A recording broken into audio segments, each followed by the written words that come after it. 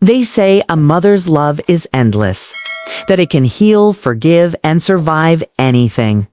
I believed that with all my heart, especially after losing my husband so young. He was my high school sweetheart, my partner in everything, and when he died, it felt like half of me went with him. The only thing that kept me standing was our son, Leo, my boy, my miracle. Leo was a quiet child, always thoughtful, always watching. When his father passed, he was only 19, but he stepped up in a way that made me proud. He told me he'd take care of me, that I'd never have to worry about anything again. And for a long time, I believed him. I really did. Years went by. He built a good life for himself in the city. A nice apartment, a good job, friends. I didn't see him as much as I wanted to, but when he did visit, he always came with that easy smile and a small gift. "Don't lift a finger, Mom," he'd say, taking over the kitchen. He was so gentle, so attentive, that every time he left, my heart ached a little from missing him. Then my health started to slip. Nothing dramatic at first, just fatigue. A few dizzy spells. My doctor said it was stress, maybe blood pressure, maybe age. But when I fainted one afternoon while watering the garden, Leo came rushing back from the city like a storm. He said he was taking time off work to look after me. I was touched, grateful. What kind of son gives up his life to care for his mother like that? I thought I'd raised an angel. Those first few weeks, it felt like having him home was a blessing. He took care of everything: groceries, laundry, medication, even the bills. He cooked every meal and made sure I ate on time. "You just rest," he'd say. "I've got it all handled."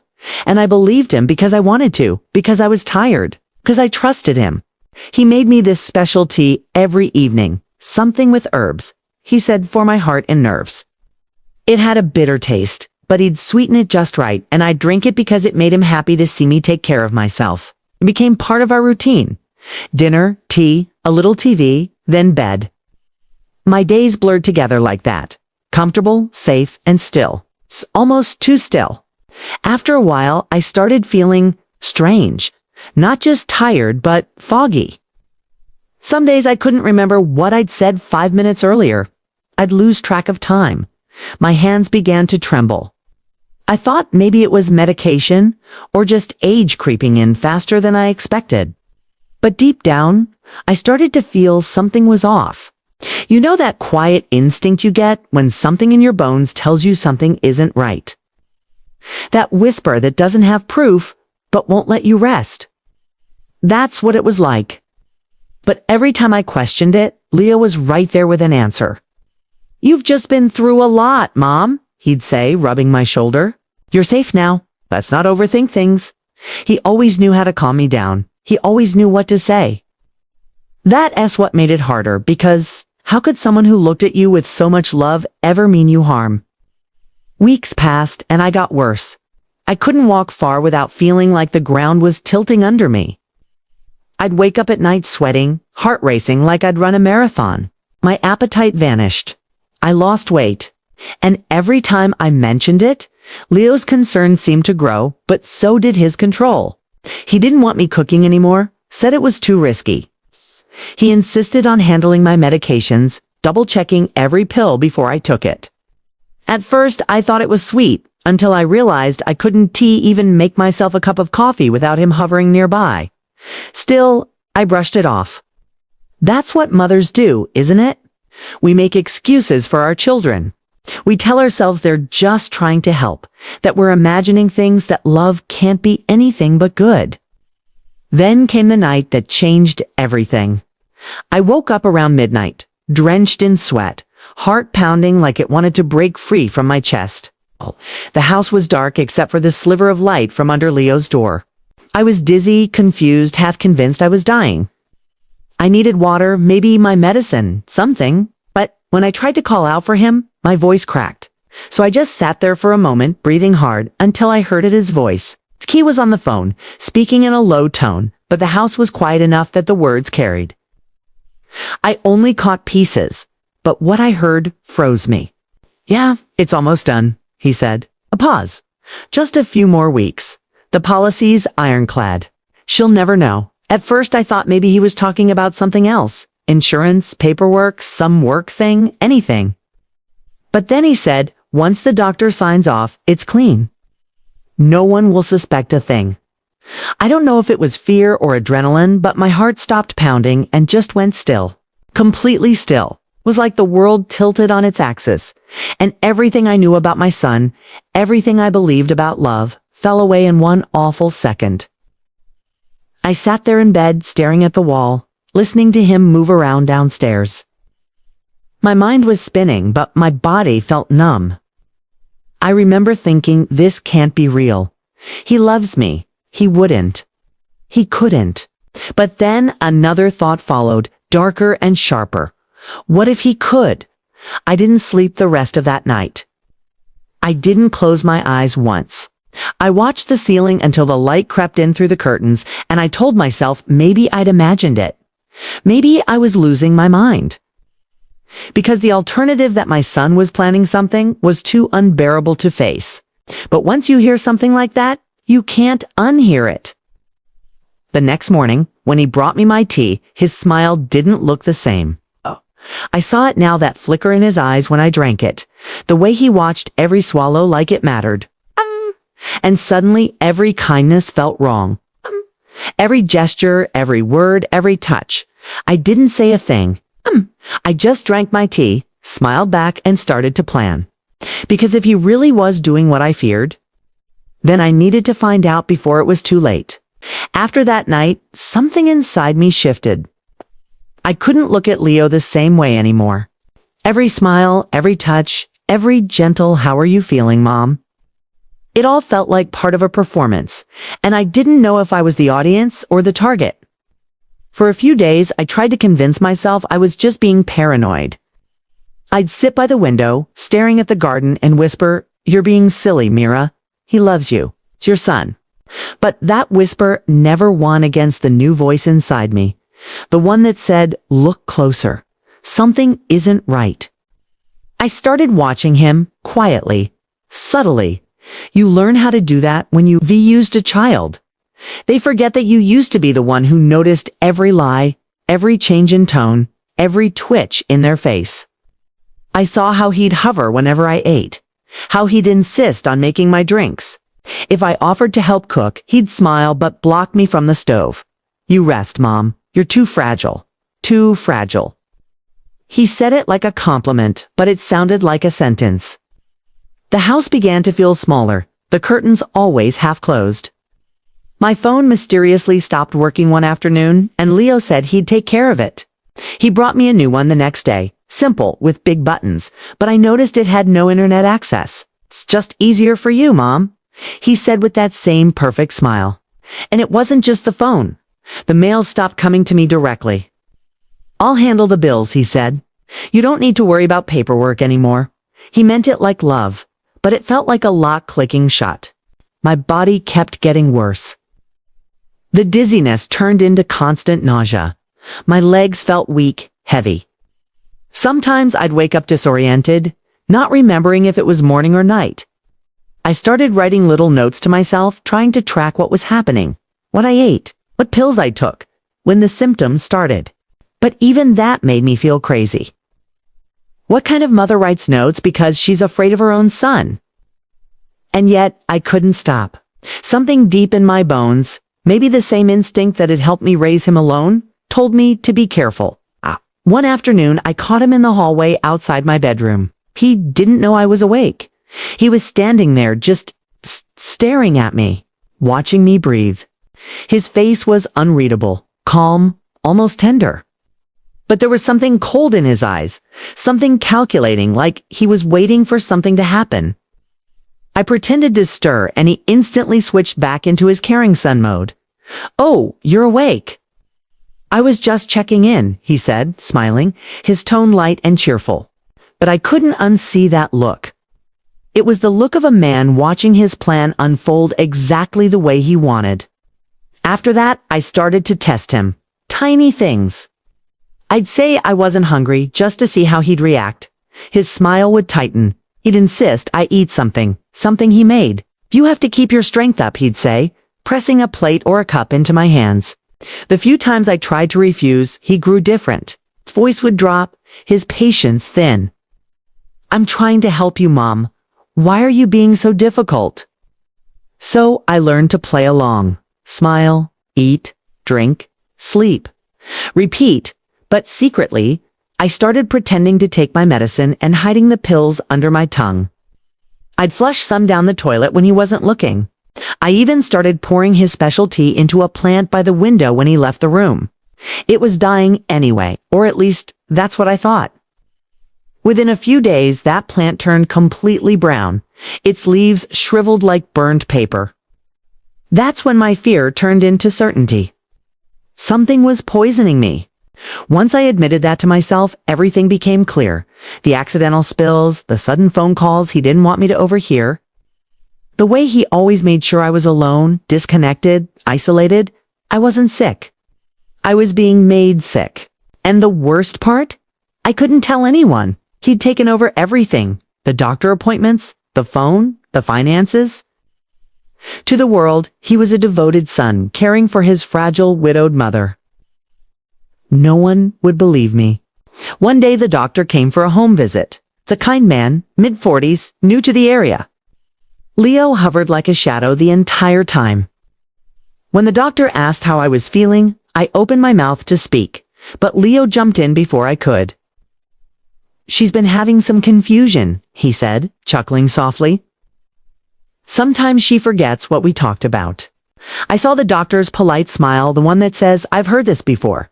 And just like that, my voice didn't matter. Stat, I was just another old woman losing her mind. That night, I cried quietly in bed. Not because of the pain, but because I realized how perfectly trapped I was. My own son had turned my life into a cage, and I'd handed him the key. But you see, fear does something strange to you. It doesn't always break you. Sometimes, it sharpens you. Makes you see things you'd ignored before. I began to pay attention to the smallest details. The smell of my tea, the timing of my symptoms, the pattern of his behavior. One afternoon, while cleaning the living room when he was out, I found an envelope tucked inside a drawer. It had my name on it, but wasn't sealed. Inside was a letter from the insurance company, something about a policy update. It mentioned my life insurance, newly adjusted, and listed Leo as the sole beneficiary. The ink was still crisp, like it had been printed recently. I stared at it for a long time, my hands trembling. I didn't remember signing anything. I didn't remember any changes. But my signature was there, perfect, neat, unmistakable. Only I hadn't written it. That was the moment I stopped being afraid. I wasn't just a victim anymore. I was a mother who'd seen too much to stay quiet. Leo thought I was too weak to fight back. He was about to learn how strong a desperate woman can be. Because now I knew I wasn't dying by accident. I was being erased, one careful dose at a time. And if he wanted to play this game, then I was going to learn the rules and make sure I was the one who finished it. It's strange how quickly a person can get used to fear. After a while, it becomes part of your routine, like brushing your teeth or folding the blankets at night. You don't stop feeling it, you just learn how to live around it. That was me, quiet, polite prisoner in my own home, pretending everything was fine. I'd smile at Leo, thank him for his kindness, drink half my tea, and pour the rest into that same dying plant when he wasn't looking. I'd jot little notes in the margins of old crossword books, codes only I understood in case he ever found them. N equals nausea, D equals dizzy, T equals tremor. It made me feel sane, even if I knew I was walking a tightrope. Then came the storm. It was a Thursday night, late summer. The kind of storm that rolls in like a warning low thunder. Sky split open by lightning, and that smell of ozone that makes the hair on your arm stand up. Leo had gone away for the night. He said he had a meeting out of town, though I never really knew what he did for work anymore. He'd stopped talking about it months ago. I remember feeling relieved he was gone. For the first time in weeks, I could breathe without that constant tension of being watched. I made myself a cup of plain tea, just hot water and honey, and sat by the window to watch the rain. It was beautiful in that lonely kind of way. I used to love storms, My husband and I would sit on the porch and count the seconds between lightning and thunder, pretending it was a game. Funny how memories like that feel like another lifetime when you're living in fear. Around 9, the lights flickered once, twice, and then the whole house went black. At first, I just sat there waiting for the power to come back on. But after a few minutes, the silence became heavy. The hum of the fridge stopped. The clock stopped ticking. The only sound left was the rain hammering against the windows. I felt a prickle of panic crawl up my neck. My flashlight was in the basement, the one place I hadn't gone in months. I thought about waiting for Leo to come back, but something in me said no. I didn't want to sit in the dark, helpless, waiting. So I decided to go down there myself. It sounds small, I know. Just going to get a flashlight. But when you've spent months feeling weak, every act of independence feels like rebellion. It took me forever to get to the basement door. My legs were shaking so badly I had to stop halfway down the hall to rest against the wall. I grabbed my cane, steadied myself, and took it one step at a time. The air down there was cold and damp, heavy with dust and the faint smell of mildew. I hadn't seen that space since Leo took over organizing the house. I used the faint glow from my phone to light my way, but it wasn't much. I stumbled over a few boxes, some old furniture. Then I spotted the metal shelving by the water heater, where we used to keep extra tools and winter decorations. Only now something was different. Behind one of the lower shelves, half hidden under a stack of folded blankets, was a small black lockbox, sleek, newer than everything else around it. It looked out of place, like something meant to be hidden, not stored. My heart started beating faster. I don't know why. Maybe it was curiosity, or maybe I already knew I was about to find something I shouldn't. I dragged the box out. It was heavier than I expected. Locked tight. I searched around until I found an old screwdriver on the workbench. It took a few tries, but I managed to pry the latch open. My hands were shaking so badly that the lid slipped and hit the floor, echoing through the basement. I froze, listening, half afraid Leo would somehow appear right behind me. But the only sound was the storm outside. Inside the box wasn't money or jewelry or anything you'd expect. There was just one slim spiral-bound notebook, a few printed papers, and what looked like receipts.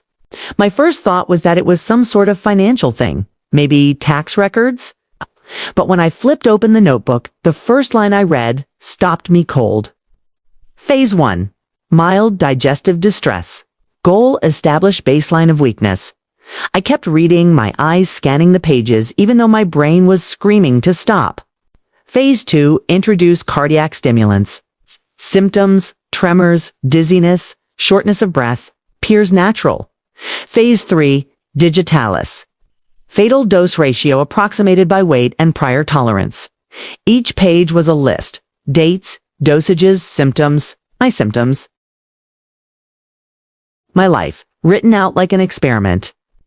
Every entry matched the timeline of my decline. He'd even drawn diagrams, notes about how my medications would interact, how to make it look like heart failure. It wasn't a journal. It was a blueprint. I could barely breathe. My chest tightened, and the room tilted. I sank to the floor, clutching the notebook like it might vanish if I blinked. My son, my baby, had planned my death like a project. Cold, calculated, deliberate. I don't know how long I sat there before I noticed the papers underneath. There were printed emails about life insurance policies, a typed letter from a financial advisor, and a brochure for a luxury car with the price circled in red. $300,000. That was the number he'd written next to it, like my life had a market value. Then I saw the last page of the notebook. A single line written in clean, deliberate handwriting. D-Day, Saturday. Final dose. Minister before dinner. He had planned it, scheduled it. 2 days from now. I don't remember standing up. I don't remember walking back up the stairs. Somehow I made it to my bedroom and shut the door, my heart hammering so loudly I thought it would burst. I sat there in the dark, clutching that notebook, trying not to scream. I wasn't crazy. I wasn't sick. I was being murdered slowly, quietly, by the one person I trusted most in this world. But here's the thing about betrayal that deep. It can destroy you or it can wake you up. That night, I decided it wouldn't destroy me. Not yet. I still had 2 days. 2 days to turn the script around. And for the first time in months, the fog in my head cleared. The fear didn't go away, but underneath it, something fierce started to burn. Because if Leo wanted to play God with my life, then he was about to find out what a desperate mother is capable of when she's got nothing left to lose. I didn't sleep that night. I couldn't. I sat in bed with that notebook open on my lap, reading it over and over until my eyes blurred. Every line cut deeper than the one before it. Each page was a record of my decline, a diary of my destruction, written in my son's neat, patient handwriting. It started months back. The first entry was dated right around the time he'd moved in. He'd written, Phase 1, Establish Dependency. Reinforce trust. Monitored dosage tolerance. There were notes about how often I took my medication, what brand of tea I preferred, even the days I seemed more alert or stubborn. He'd written about me like I was a lab rat. As I turned the pages, I started recognizing details, things I'd said, things I'd done, little moments I thought were mine alone. Increased irritability when tea missed, refuses to eat, adjusts sweetness to encourage.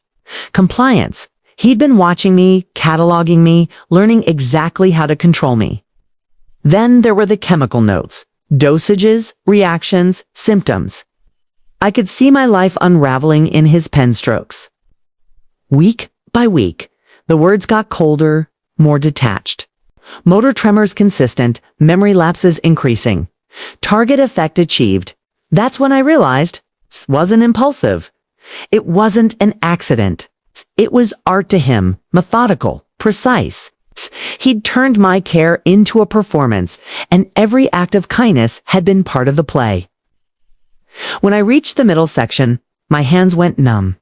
There were photographs taped to the pages, screenshots of my medical records, bills, and then pictures of me sleeping, eating, sitting by the window. At first, I thought they were from his phone, but one photo made my blood run cold.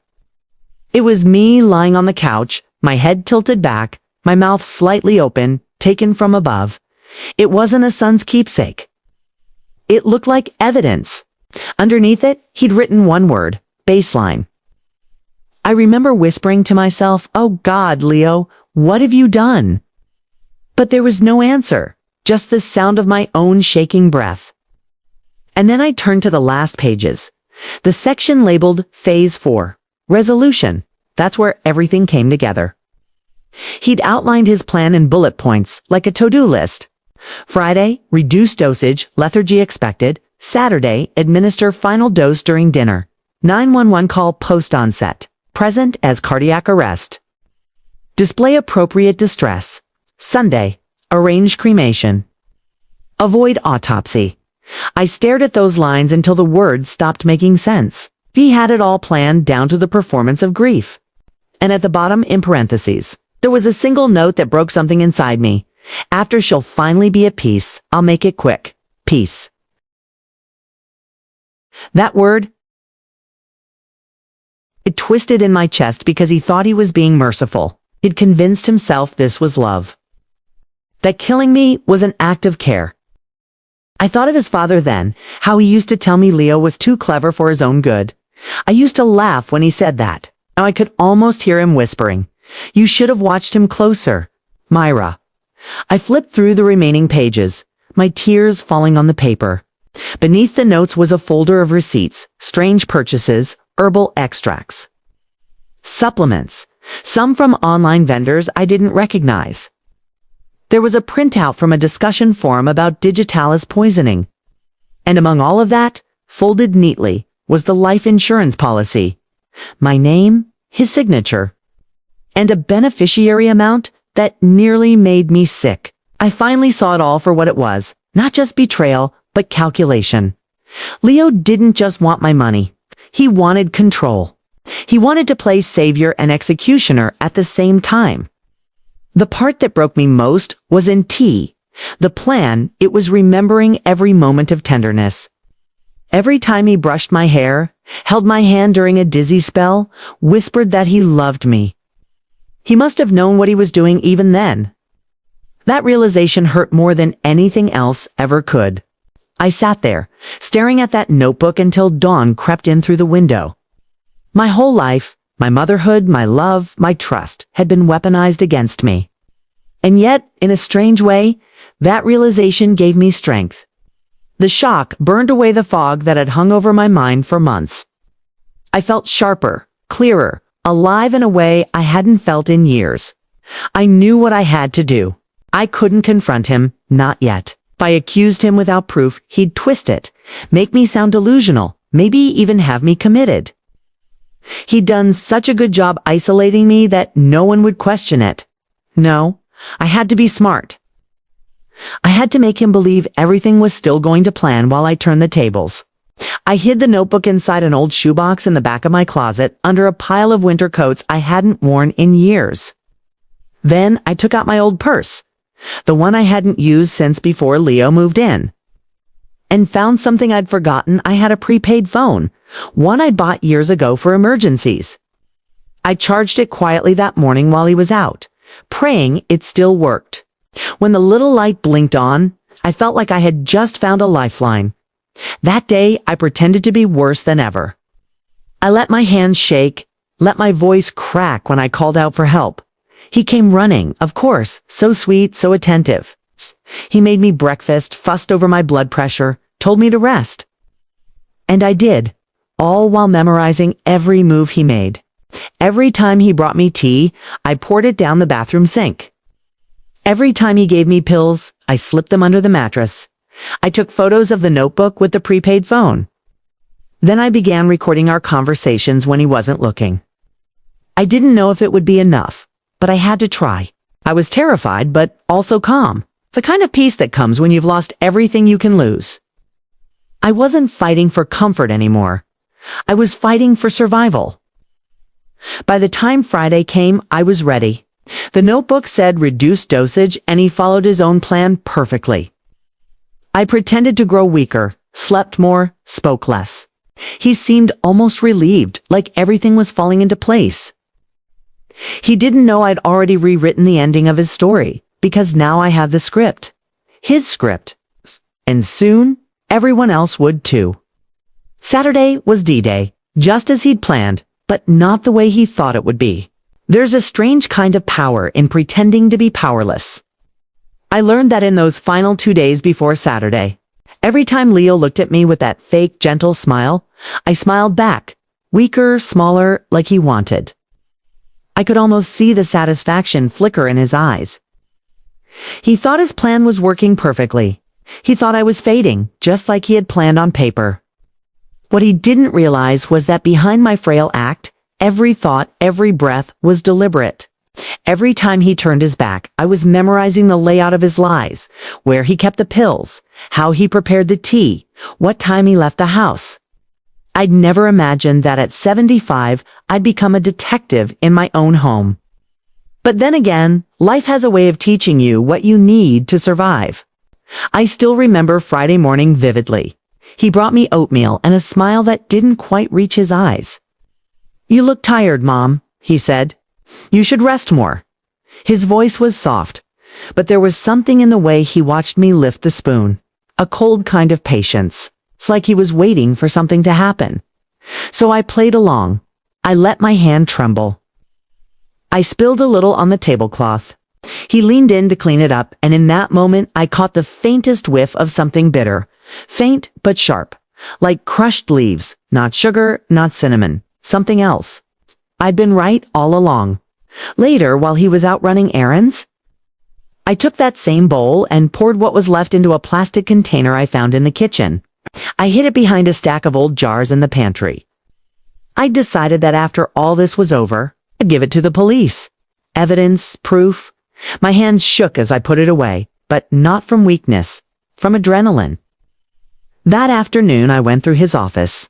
I had to move quickly, quietly, because if he caught me, I wasn't sure what he'd do. His laptop was password locked, of course. But his desk drawers weren't. Inside, I found more of his research printouts of toxicology reports, medical case studies about cardiac arrest in elderly patients. There were even half-finished letters to the insurance company. It's carefully phrased to sound heartbroken but responsible. It's been hard since Mom's passing, but I'm managing. He'd written those before I was even gone. That realization almost knocked the air out of me. But I didn't cry this time. I was beyond tears. I was just steady, focused. When he got home, I was sitting in my chair by the window, pretending to nap. He walked past me and hummed softly, cheerful, as if everything was normal. I remember thinking how terrifyingly easy it was for him to live this double life, to care for me in the daylight and plot my death at night. That night, I made my move. I waited until he was asleep, his door slightly open, his phone charging by his bed. I crept to the kitchen and took out the prepaid phone. My hand shook as I typed a message to the only person I could think of, my neighbor. Mrs. Garland, I hadn't seen her in months because Leo said I needed rest. I told her I needed help, that something was wrong, and that if she didn't hear from me by Sunday morning to call the police. I didn't dare tell her everything. It's just enough to light a spark. Then I started recording again, every sound, every whisper, the creak of his footsteps, the clink of his teacups. Even his sleep talking when he mumbled through dreams I didn't want to imagine. I didn't sleep at all that night. I watched the red numbers on the digital clock crawl toward morning, and with every passing hour, I felt stronger. My body still hurt, but my mind was on fire. By Saturday morning, the house felt eerily calm. Leo made me breakfast again, talking about the doctor's visit we'd have next week. His tone was sweet, almost rehearsed. I nodded, smiled faintly, said thank you. He didn't notice the way I was watching him now, the way a mother studies her child when she knows something terrible that he doesn't. There was a time I would have done anything to protect him, but now I was protecting myself from him. At noon, he brought me my medicine, a small cup of tea, light amber, steaming slightly. It'll help you relax, he said. I took it in my hands, pretending to be too weak to sip. He hovered near me, waiting, watching, like always. I'll drink it later, I murmured. Just want to rest first. He smiled, kissed my forehead, and left the room. I waited until I heard his footsteps fade down the hall, then poured the tea into the same potted plant where I'd been hiding all his concoctions. I almost laughed at the thought that my hydrangea had become my secret accomplice. As the afternoon wore on, I could feel the tension in the air thickening. He checked on me more often than usual, glancing at the clock, pacing. The notebook had said for 15 p.m. That was supposed to be my heart attack. I could almost feel his nerves building as the time crept closer. I picked up the prepaid phone and made one last message to Mrs. Garland, short and simple. It's happening today. Please call police at 4 p.m. I hit send, then hid the phone under my blanket. Then I waited. There's nothing quite like waiting for someone to try to kill you. The minutes stretch like hours, your heart pounding so loudly you swear he can hear it from the next room. But I kept still, breathing shallowly, staring out the window as the sky began to shift from gold to gray. At 4 o'clock on the dot, I heard his footsteps, slow, purposeful. The floor creaked in that familiar pattern right outside my door. Then the knob turned. He walked in, carrying another cup of tea, his voice low and sweet. It's time for your medicine, Mom. I looked at him then, really looked at him. And for the first time, I didn't see my son. I saw a stranger, a liar, a killer, but I didn't flinch. I smiled. Thank you, sweetheart, I said softly. You've been such a good boy. He smiled back, thinking it was all still under his control. Neither of us spoke again. The next sound that filled the room was in tea, my heartbeat slowing down. It was the distant wail of sirens growing louder with every second. He froze, the cup still in his hand. And I realized, for the first time in months, I was in tea, the one who was afraid anymore. The moment those sirens hit my ears, I knew it was over. Not for me, for him. For Leo. For the boy I once carried in my arms, who'd grown into the man standing over me with poison disguised as love. He turned toward the window, his face twisting in confusion.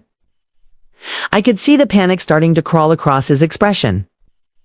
The tea in his hand trembled slightly, spilling over the rim. "Mom," he said slowly, forcing a smile. "What's going on out there?" I looked up at him, week-old Myra, the woman he thought he'd already buried in his mind, and I said quietly, "You tell me, Leo?" His eyes flickered. He was calculating, trying to read me the way he always did. "You probably forgot, Mom. I told you the neighbor's having some work done." Maybe the lie broke off when the red and blue lights flashed through the curtains. The sound of car doors slamming outside echoed like thunder. He set the cup down carefully, too carefully. "Mom," he said again, a little sharper this time, "what did you do?" And I remember smiling, small, tired, but real. "I followed the script," I whispered. He blinked, the words not landing right away. Then I saw it, recognition, dawning horror. He stepped back, shaking his head. You went through my things." "I found the notebook," I said. My voice was calm, steady. I read every word. He stared at me for a long moment, his breathing uneven. "You don't understand, Mom. I wasn't going to hurt you." "You were suffering because of you," I cut in, my voice sharper than I'd meant. "You took my medicine. You gave me poison. You made me believe I was dying." He flinched. "You don't know what you're talking about." I nodded toward the table. "Then what's in that cup, Leo?" He didn't answer. The knock at the door came hard, decisive, police. I could see him trying to think, his eyes darting toward the back of the house. He was trapped, and he knew it. I almost pitied him. Almost. Because in that moment, I saw not just the man he'd become, but the boy he'd been. The boy who used to hide behind me when thunder scared him, who used to cry when he scraped his knee. I had loved that boy with every piece of my heart. But this man, this stranger, he had buried that boy long before today. The officers entered a few seconds later, 2 of them, their voices firm but calm. "Leo Parker," one asked. Leo froze. "This is a mistake," he stammered. "My mother's ill. She's confused." I reached for the small notebook on the table, not the original, but the photocopies I'd made. My hand shook as I held them out. "No," I said softly, "I'm not confused." They took the pages, scanning them quickly, their faces hardening. "Sir, we're going to need you to come with us." He turned on me then, not the mask he wore for the doctors, not the fake tenderness. This was raw, unfiltered rage. "You ruined everything," he hissed. "You stupid, senile don't," I said quietly. "Don't finish that sentence. You wrote your own ending, Leo." The officers moved in, one taking his arm, the other reading his rights.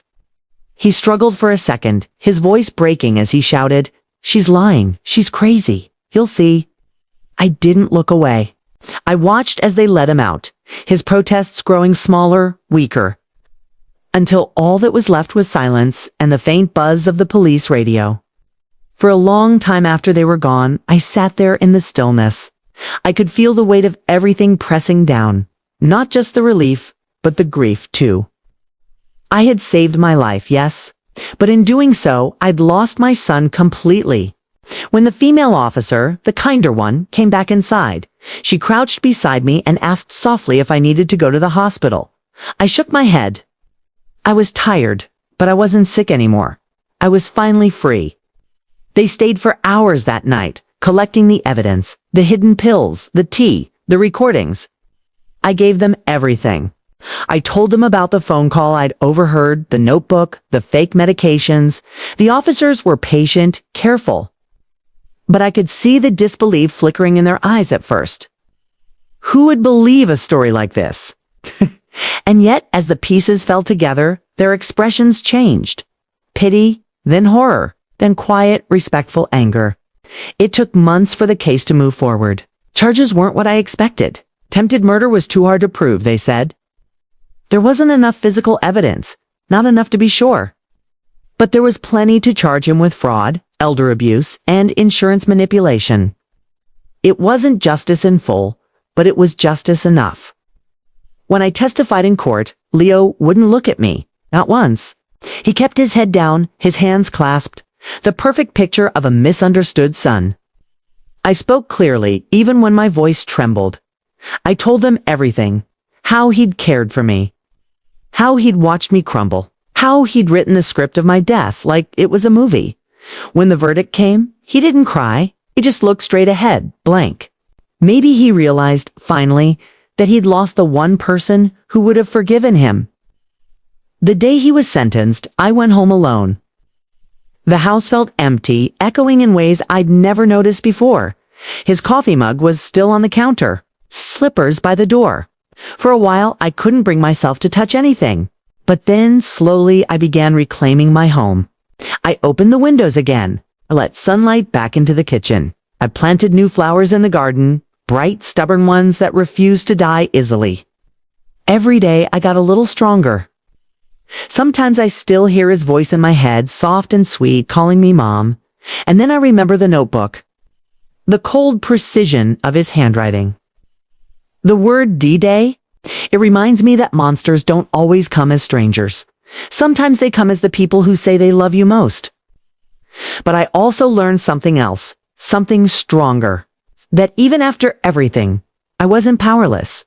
I wasn't finished. He wrote my ending, but I rewrote it in my own hand. When the house finally fell silent after the trial, I thought peace would come rushing in.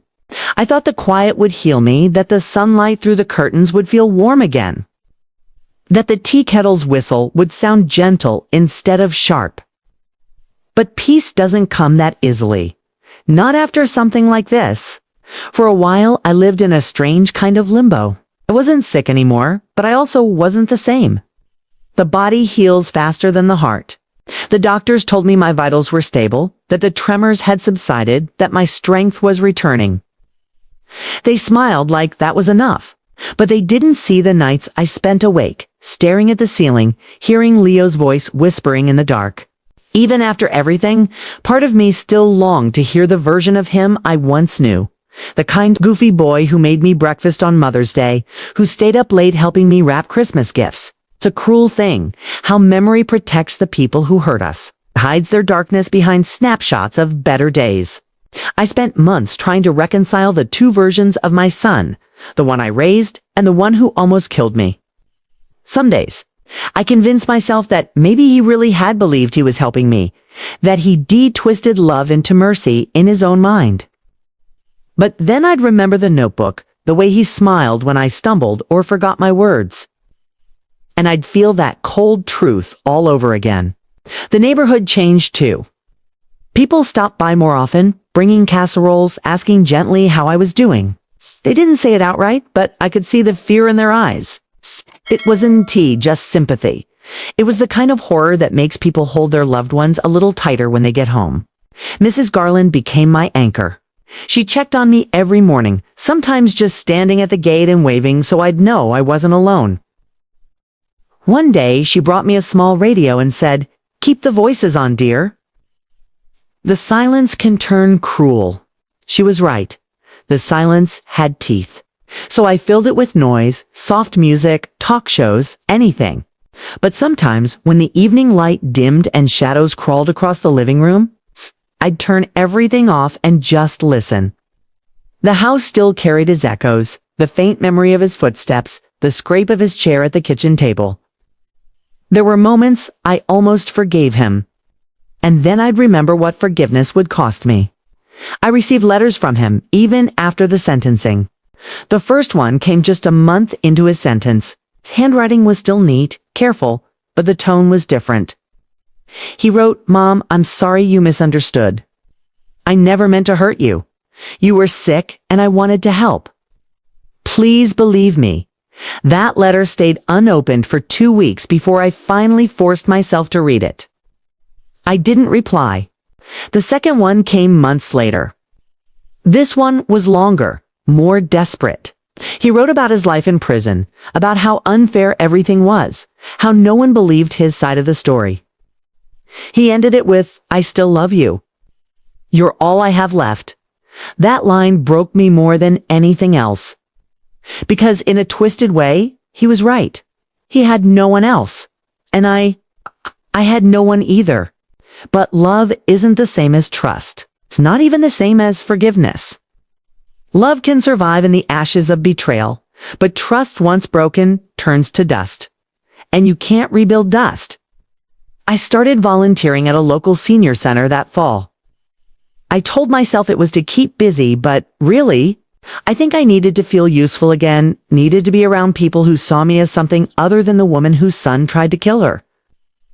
The first time I told my story, it was to a woman named Evelyn. Her husband had taken her savings and left her for someone younger. Different kind of betrayal, same hollow ache.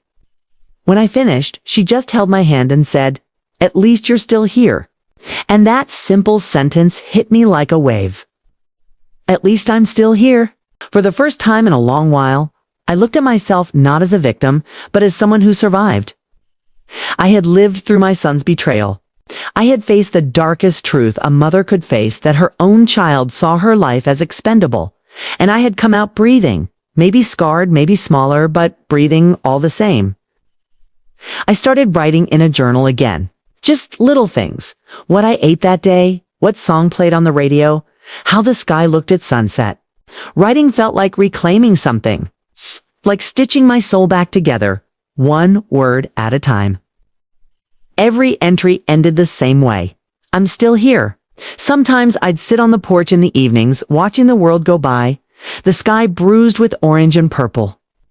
And I'd think about Leo, where he was, what he was thinking. Did he regret it? Did he still believe it was mercy? Oh, or had he finally realized the truth? I'll never know. What I do know is that survival isn't clean. It's messy, complicated, and sometimes lonely. People like to hear happy endings. Justice served, evil punished, peace restored. But real life doesn't tie up neatly. Justice doesn't erase pain. It just gives you space to live with it. Still, there's power in that space. In waking up and choosing to keep going, even when you'd rather not. In opening the curtains every morning and letting the light in, even when it hurts your eyes. I used to think survival meant winning. Now I know it just means staying, and I stayed. Even after my son became a stranger.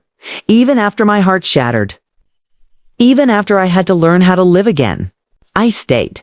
I sometimes wonder if the hardest part of surviving isn't what you go through, but what comes after.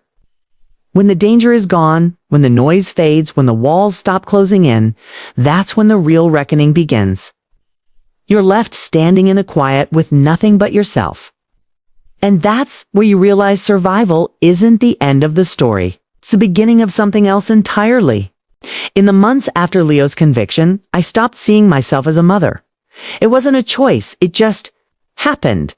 The word felt heavy in my mouth, like something that no longer belonged to me. For 75 years, being a mother had been my whole identity. It was who I was, what I loved most about living. But when the person you raise tries to end your life, that title, mother, starts to feel like a wound that never closes. But even wounds can heal into something different. I remember the day I went back into his old room. It had been locked since the police left. For weeks, I couldn't bring myself to touch the door handle. But one morning, I stood there with the key in my hand and thought, if I can't face this room, I'll never be free of it. When I opened the door, the air was stale, but still carried his scent, soap, coffee, the faint smell of aftershave. His things were exactly as he'd left them. Books stacked neatly, his coat hanging by the bed, a framed photo of us from years ago. Me, him, and his father at the beach. I looked so happy in that picture. Sunburned, laughing, hair wild in the wind. And he, maybe 8 or 9, grinning up at me like I was the whole world. I sat on his bed for a long time, holding that picture, and I realized something. I couldn't hate that boy. I could hate the man he became, yes, but not that boy, the one who used to pick dandelions and call them sunflowers for you, Mama. That little boy was gone long before I ever saw the darkness. So I made peace with him. I whispered into the stillness. I forgive the child, but not the man. And for the first time in years, the air in that room felt lighter. After that day, I began living differently. Slowly. Intentionally. I planted new flowers in the garden, started baking again, even joined a small writing group at the library. They were all retirees, widows, lonely hearts like me. I never told them the full story, just bits and pieces. But sometimes one of them would look at me and say, "You speak like someone who's lived through fire."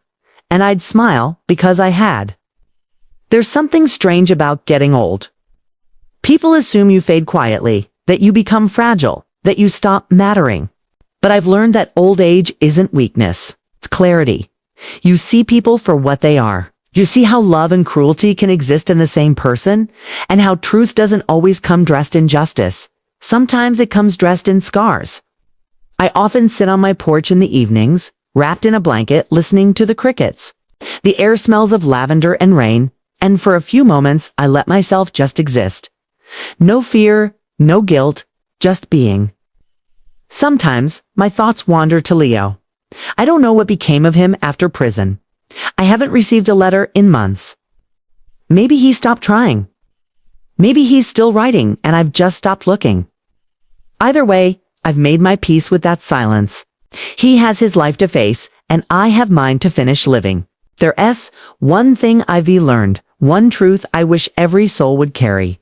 It's this: trust is precious. But it's also fragile. And love, no matter how deep, cannot survive without respect.